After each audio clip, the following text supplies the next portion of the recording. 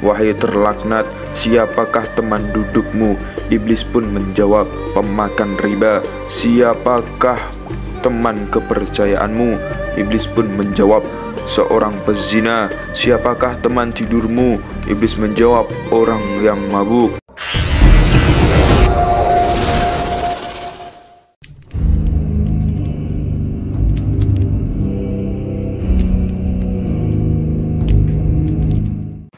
Bismillahirrahmanirrahim. Assalamualaikum warahmatullahi wabarakatuh.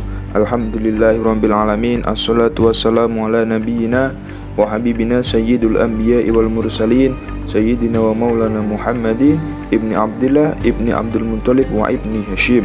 Sahabat Z Channel rahimakumullah, alhamdulillah kita berjumpa lagi di Z Channel, channel yang membawakan kisah-kisah luar biasa Islam.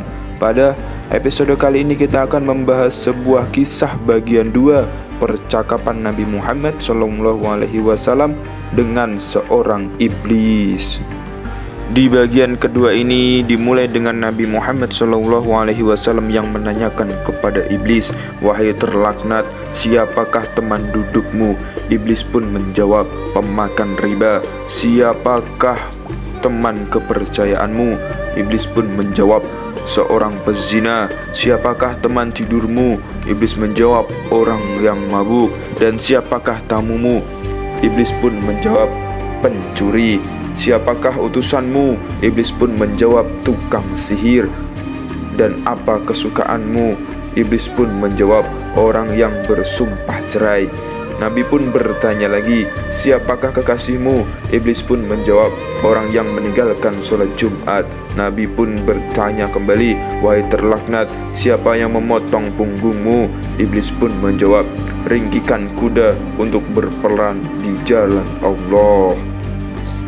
Nabi Muhammad pun bertanya lagi, apa yang melelehkan badanmu? Iblis pun menjawab, taubatnya orang-orang yang bertobat. Lalu apa yang menggosongkan hatimu? Istighfar yang banyak kepada Allah siang dan malam. Nabi pun bertanya, apa yang memuramkan wajahmu? Iblis pun menjawab, zakat secara sembunyi-sembunyi. Dan apa yang membutakan matamu? Iblis pun menjawab, sholat di waktu sahur. Lalu Nabi pun bertanya kembali, apa yang memukul kepalamu? Iblis pun menjawab, memperbanyak sholat jamaah. Lalu siapa yang paling membahagiakanmu? Iblis pun menjawab, orang yang sengaja meninggalkan sholat. Siapa manusia yang paling sengsara menurutmu? Iblis pun menjawab, orang yang kikir atau pelit. Lalu siapa yang menyita pekerjaanmu? Iblis pun menjawab, majelis-majelis ulama. Lalu bagaimana kamu makan? Iblis pun menjawab, dengan tangan kiriku dan dengan jari-jariku. Dan di mana kamu lindungkan anak-anakmu ketika panas? Iblis pun menjawab, di balik kuku-kuku manusia. Setiap harta yang tidak dikeluarkan zakatnya, maka saya ikut memakannya. Saya juga ikut makan makanan yang bercampur riba dan haram, serta segala harta yang tidak dimohonkan perlindungan kepada Allah dari syaitan yang terkutuk.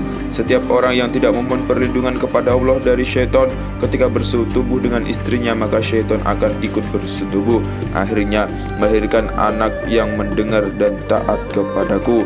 Begitu pula orang yang naik kendaraan dengan maksud mencari penghasilan yang tidak dihalalkan, maka saya adalah temannya. Saya memohon kepadanya agar saya punya rumah, maka rumahku adalah kamar mandi. Saya memohon agar saya punya masjid, akhirnya pasar menjadi masjidku. Aku memohon agar saya punya Al-Quran, maka syair adalah Al-Quranku. Saya memohon agar punya azan, maka trompet adalah panggilan azanku. Saya memohon agar saya punya tempat tidur, maka orang-orang mabuk adalah tempat tidurku. Saya memohon agar saya punya teman-teman yang menolongku, maka kelompok Al-Qadariyah menjadi teman-teman yang membantuku. Dan saya memohon agar saya memiliki teman-teman dekat, maka orang-orang yang menginfakkan harta kekayaannya untuk kemaksiatan adalah teman dekatku. Ia kemudian membaca ayat, sesungguhnya pemboros-pemboros itu adalah saudara-saudara syaitan, dan syaitan itu adalah sangat ingkar kepada Rabb-nya. Rasulullah pun berkata, andai kata tidak setiap apa yang kau ucapkan didukung oleh ayat-ayat dari kitabullah, tentu aku tidak akan membenarkanmu. Saya memiliki anak yang diberi nama Atama. Ia kencing di telinga seorang hamba ketika ia tertidur meninggalkan sholat isya. Andai kata tidak karenanya, tentu ia akan tidur lebih dahulu sebelum menjalankan sholat isya. Saya juga punya anak yang diberi nama Mutaqodi. Apabila ada seorang hamba yang melakukan ketaatan ibadah dengan rahasia dan ingin menutupinya, maka anak saya tersebut senantiasa membatalkannya dan dipamerkan di tengah-tengah manusia sehingga semua manusia tahu. Akhirnya Allah membatalkan 99 dari 100 pahalanya sehingga tersisa hanya 1 pahala. Sebab setiap ketaatan yang dilakukan secara rahasia akan diberi 100 pahala. Saya mempunyai anak lagi yang bernama Kuhyal. Ia bertugas mengusapi celak mata semua orang yang sedang ada di majelis pengajian dan ketika khotib sedang memberikan khutbah, sehingga mereka terkantuk dan akhirnya tidur, tidak dapat mendengarkan apa yang dibicarakan para ulama. Bagi mereka yang tertidur tidak akan ditulis pahala sedikit pun untuk selamanya. Setiap kali ada perempuan keluar pasti ada syaitan yang duduk di pinggulnya, ada pula yang duduk di daging yang mengelilingi kukunya, di mana mereka akan menghiasi kepada orang-orang yang melihatnya. Kedua syaitan itu kemudian berkata kepadanya, "Keluarkan tanganmu." Akhirnya ia mengeluarkan tangannya, kemudian kukunya tampak lalu kelihatan nodanya. Orang yang bahagia dan beruntung adalah orang yang dijadikan bahagia oleh Allah sejak dalam perut ibunya, sedangkan orang yang celaka adalah orang yang dijadikan celaka oleh Allah sejak dalam perut ibunya.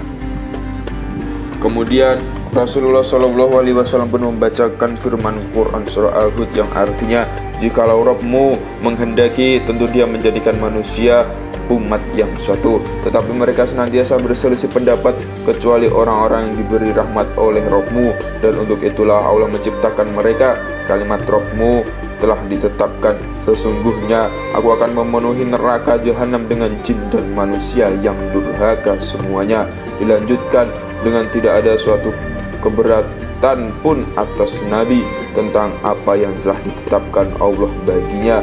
Allah telah menetapkan yang demikian sebagai sunnahnya pada nabi-nabi yang telah berlalu dahulu, dan adalah ketetapan Allah itu suatu ketetapan yang pasti berlaku.